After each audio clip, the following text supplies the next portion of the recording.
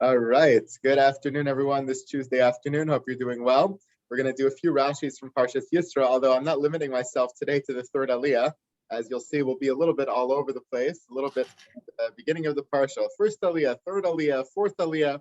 And that's partly because there's a theme that I want to show you, but also because the Aliyahs, Shlishi, Revi, are very, very short. And when you have a short aliyah and Rashi doesn't comment on every pasuk, so there's very limited Rashis to choose from. So we like to borrow from some of the other days, which is totally fine. But I also think there's a thematic connection here as well. So I'd like to show you that today. Here we go. I'll start with our actual aliyah. So we talked yesterday a little bit about Yisro's suggestions to Moshe, the judicial system, what exactly he was actually concerned about in terms of Mizalzel B'chodan Shel Yisrael. He was worried about protecting the honor of the Jewish people. Moshe was sitting, they were standing. He wanted it to be more equalized, to understand the hierarchy of leaders and followers, as we discussed. In the rest of yesterday's aliyah and stuff, we see the details of his plan for the judicial system. In our aliyah today, we learned that he listened to his father-in-law. Vayishma Moshe l'kol chusno vayas kol asher amar. He listened to everything that he said. He implemented that which he wanted him to do, and all was well with the world.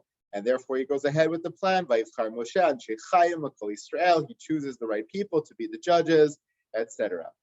After that whole thing is over, the final pasuk of our aliyah says, "Vayishlach Moshe sosno, vayelech lo el artzo." He sends his father-in-law away and he goes back to his land, which is sort of a strange ending to this whole story. The whole beauty of the parsha was Vayishma Yisro Ken Midyan Chosein Moshe. He heard everything that happened. Vayikach Yisro Chosein Moshe Tzipora Moshe. He took Tzipora. He took the kids. He took everybody. Vayavo Yisro Chosein Moshe. Over and over, it talks about Yisro Chosein Moshe, the relationship they had, and the fact that he came and he joined the Jewish people. Not only did he joined wholeheartedly. He joined enthusiastically.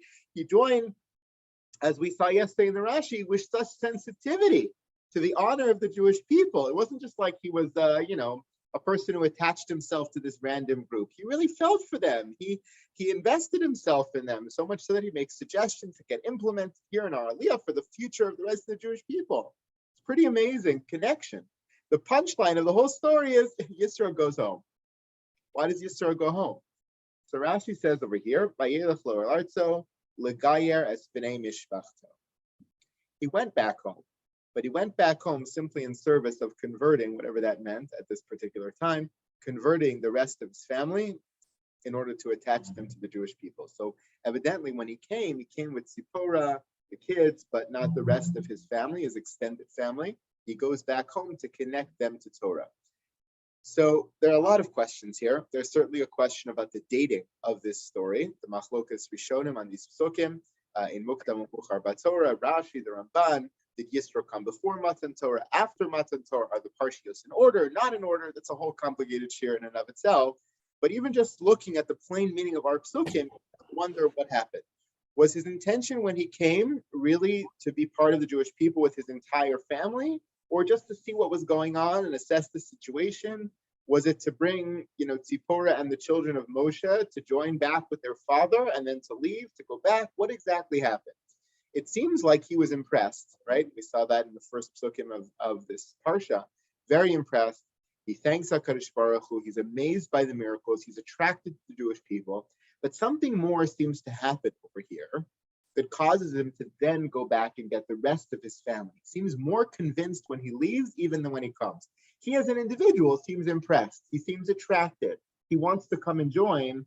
But then by the time he leaves, at the bottom of the page over here, at the end of today's aliyah, he not only wants to be a part of it, but he wants everybody in his family, his extended family, his tribe, his area, his city-state to be part of this.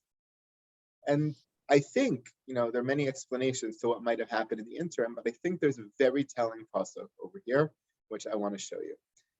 In the first aliyah, we learn about Yisro coming. And the whole premise of his arrival is Vayishma Yisro. He heard all the good that happened to Jewish people. He heard Ki Hotzi Hashem Yisrael Mitzrayim. He heard that God took us out of Egypt. He heard about all the miracles and all the great things that happened. And then the pasuk says, "Vayisaper Moshe lechosno, es kol asher asa Hashem leparo lemitzrayim al ados Yisrael, es kol hatzla asher matza'asam baderech vayatzilem Hashem." Moshe tells his father-in-law all the miracles of Egypt. Now, why did he have to tell him that if he already heard? That's what attracted him to come. Vayishma Yitro, ki yotzi Hashem es Hashem mitzrayim.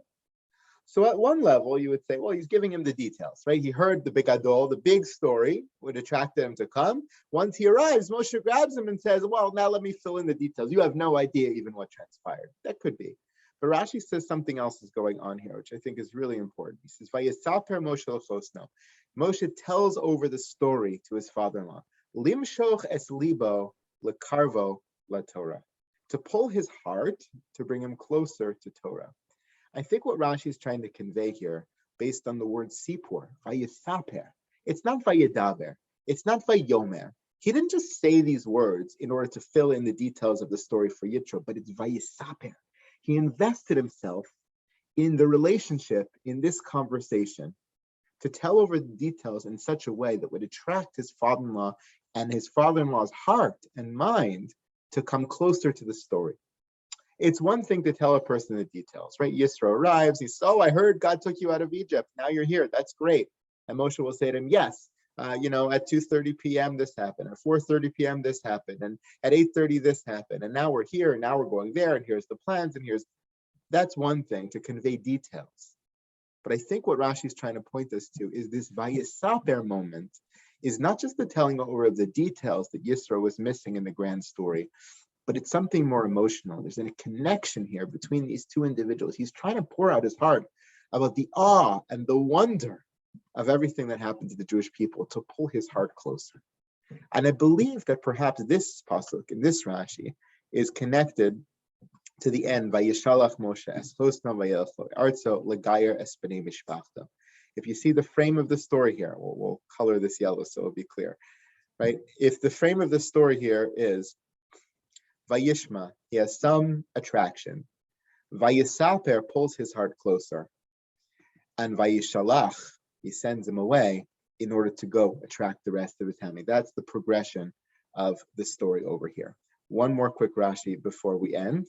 The very beginning, the very next pasuk in the next aliyah, the beginning of tomorrow's aliyah. B'chodesh hashlishi b'lotzeis b'nei Yisrael Mitzrayim bayom hazeh ba'u midbar Sinai. The preamble is Moshe's pulling Yisro's heart. He's bringing him closer to Torah, to the love of Torah, to the love of this people. The very next pasuk says, the Jewish people arrived in the third month, b'midbar Sinai, bayom hazeh, on that day. Rashi says bayom hazeh is Rosh Chodesh. Fine. Lo yatzarach lichtov ela bayom hahu. It shouldn't have said bayom hazeh, this day. It should have said that day of Rosh Chodesh. Why this day? Ma bayom hazeh. Torah chadashim alecha ki'ilu hayom nisnu. We're coming to the preamble of Matan Torah, and the Torah says, "Bayom hazeh," this day they arrive to tell us when we're reading that the Torah that was given to Bnei Yisrael at Har Sinai should be as new today to us as it was on that day to them. To talk about the Torah pulling at our heartstrings, to talk about the Torah exciting us and giving us passion. And I can't help, we've seen this concept in Rashi many times. When we looked at the end of Devarim already in the summertime, we looked at these Rashis. Many Rashis in Devarim say the same thing. This is the first one. Chadashim beinecha kilu hayom nisnu. Should be new in your eyes, novel in your eyes, as if it was given today. I can't help but imagine that this Rashi is connected to the one we just saw before. In the first, second, third aliyah, we have the development of the Yitro story. Yitro coming closer to Jewish people in Torah, not just in mind, but in heart and passion and excitement, so much so that he runs home to be Megayer the rest of his family. In the fourth aliyah, we try to convey the same about us and the Jewish people. Just like Yitro gets his heart pulled to Torah, we should get our hearts pulled to Torah through this experience as well, and be excited about it every day as if it were that day. Thank you so much, everybody, and have a great one. Talk to you soon. Thank you, Rabbi. You have a great one today, too. Thank you, Rabbi. Okay, no problem. Thank you.